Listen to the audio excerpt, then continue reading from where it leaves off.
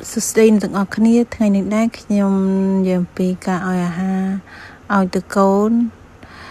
នៅប្រទេសជប៉ុនណាការឲ្យអាហារឲ្យទៅកូននៅប្រទេសជប៉ុនគឺអត់ដូចខ្មែរយើងទេរបៀបឲ្យអាហាររបស់គេក៏ប៉ុន្តែកូនក្មេងនៅជប៉ុនគេឲ្យញ៉ាំអាហារដូចតាំងពីអាយុ5ខែប៉ុន្តែបើខ្មែរយើងចាប់ពី6ខែទៅនៅជប៉ុនគឺមានអាហារកំប៉ុងទូចសម្រាប់កូនក្មេងគេធ្វើឲ្យកូនក្មេងចាប់ពី5ខែឡើងដូចមានទឹកផ្លែឈើបបរសអើយរសជាតិបន្លែរសជាតិផ្លែឈើផ្សេងគេដាក់កំប៉ុងគេមានឲ្យកូនក្មេងតេះហើយនៅប្រទេសជប៉ុនរបៀបអាហារដំបូងគេឲ្យកូនហ្នឹងញ៉ាំអើយបបរសដំបូងផុតព្រោះគេការពារខ្លាចនឹងអាឡែកស៊ីហើយបន្ទាប់មកគេឲ្យអាហារមួយមុខដែលមានរសជាតិផ្សេងហ្នឹងយើងកុំដាក់លីឡំមួយរសជាតិផ្សេងយើងដាក់វាដោយខ្លួនណាបបែកចានដោយយើងដឹងថាកុំឲ្យកូននិយាយថាយើងដឹងខ្លួនឯងថាកូនយើងវានឹងអាឡែកស៊ីនឹងបន្លែអីសាច់អីអញ្ចឹងខ្លាចកូនយើងអាឡែកស៊ីគេនៅជប៉ុនគេការពារខ្លាំងមែនទែនដោយសារនៅប្រទេសជប៉ុនឆាប់នឹងអាឡែកស៊ីខុសពីប្រទេសខ្មែរយើងបើប្រទេសខ្មែរយើងវាចឹងក្មេងៗអត់សូវអាឡែកស៊ីទេវាចឹងក្មេងៗអត់សូវអាឡែកស៊ីទេហើយបើនៅជប៉ុនស្រួលអាឡែកស៊ីអញ្ចឹងស្បែកការរស់នៅខុសគ្នាអញ្ចឹងហើយបើកូនខ្ញុំឲ្យកូនខ្ញុំញ៉ាំចាប់ពីអាយុ6ខែឡើងទៅ6ខែអាកាចាំងចូល6ខែខ្ញុំឲ្យតែបបរសមួយស្ព្រាកាហ្វេទូចមែនតែនខ្លាចកូនខូចកាហ្វេហ៎ខ្ញុំឲ្យកូនខ្ញុំតេស្តរយៈពេលមួយអាទិត្យហើយបន្ទាប់មកបានខ្ញុំទៅឡើងបបរសតិចឲ្យហើយតេស្តដូចជាខ្ញុំថ្ងៃហ្នឹងខ្ញុំតេស្តដាក់នំផ្លែល្ពៅយើងស្ងោរហើយនឹងដលងជ្វី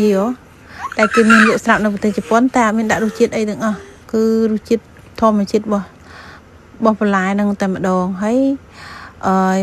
ខ្ញុំក៏ធ្លាប់សាកម្សៅនំប៉័ងដែរប៉ុន្តែដាក់ទៅអាការីអត់ធ្វើចូលចិត្តប្រហែលតែញ៉ាំបានដាក់ចូលចិត្តប្រហែលទេហើយដូចថ្ងៃហ្នឹងចឹងតេស្ត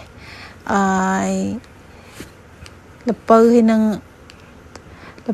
ដលងមកតែអាការីមកទៅដូចមិនសូវជាចំណូលប្រហែលដែរប៉ុន្តែញ៉ាំបានតែបើអាការីចូលចិត្តជាងគេគឺបបរសហ្នឹងគឺចូលចិត្តណាស់ដាក់ទៅគឺដេញតាមស្ព្រាតែបើដូចថាបន្លែប្លុកដូចមិនសូវចំណូលប្រហែលទេអាការីហើយចូលចិត្តសាច់គេកាត់តាមប៉ាគេផងក៏មិនដឹងតែសាច់ខ្ញុំមិនដែលតន់ឲ្យញ៉ាំទេវិជ្ច្រើនតែបបរសម្សៅនំប៉័ងហើយឥឡូវថ្ងៃហ្នឹងបានសាកបន្លែដូចជាល្ពៅហើយនឹងដលងជ្វីរបស់ជប៉ុនណាហើយអញ្ចឹងការឲ្យអាហារនៅប្រទេសជប៉ុននិងខ្មែរយើងខុសគ្នាអញ្ចឹងឯងបើខ្មែរយើងពិចារណាបបរលាយគ្រប់គ្រឿងមានទឹកស៊ុបមានអីអញ្ចឹងឲ្យកូនហូបច្បល់ចូលគ្នាអញ្ចឹងប៉ុន្តែបើជប៉ុនគឺគេការពារមែនទែនគឺខ្លាចកូនគេអាឡែកស៊ីអញ្ចឹងគេតេស្តបន្លែមុខរាល់ថ្ងៃគេធ្វើនេះឲ្យបន្តិចធ្វើនោះឲ្យបន្តិចអញ្ចឹងថាកូននឹងអាឡែកស៊ីអត់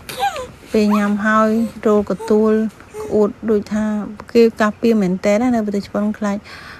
កូនអាឡែកស៊ីស្បែកអញ្ចឹងហើយបើនៅខ្មែរយើងស្រួលដែរពីច្រើនក្មេងអីក៏មិនសូវមានជំងឺអាឡែកស៊ីដូចនៅប្រទេសជប៉ុនដែរមិនថាប្រទេសជប៉ុនតែប៉ែអឺរ៉ុបប៉ែអឺរ៉ុបហ្នឹងលពឹសប៉ែអឺរ៉ុបហ្នឹងគឺមានអាឡែកស៊ីច្រើនជាងខាងជប៉ុនទេជប៉ុនជុំទេហើយនៅប្រទេសជប៉ុនហ្នឹងក្មេងៗពីច្រើនខ្លាចតែអាឡែកស៊ីនឹងចំណីអាហារទេសូម្បីតែពេលទៅពេទ្យក៏សួរវិវត្តយើងថាយើងមានអាឡែកស៊ីអីគេសួរពីថ្នាំថាយើងមានអាឡែកស៊ីជាមួយអីអត់អញ្ចឹងគេសួរវិវត្តយើងអត់ខ្លាចពេលជាងចាក់មកវាអាឡែកស៊ីទៅវាពិបាកព្រោះពាក្យថាអាឡែកស៊ីឬក៏ប្រតិកម្មថ្នាំហ្នឹងវាស្លាប់លឿនមែនតើចំណុចនេះបានជប៉ុនគេភ័យគេការពារខ្លាំងមែនតើ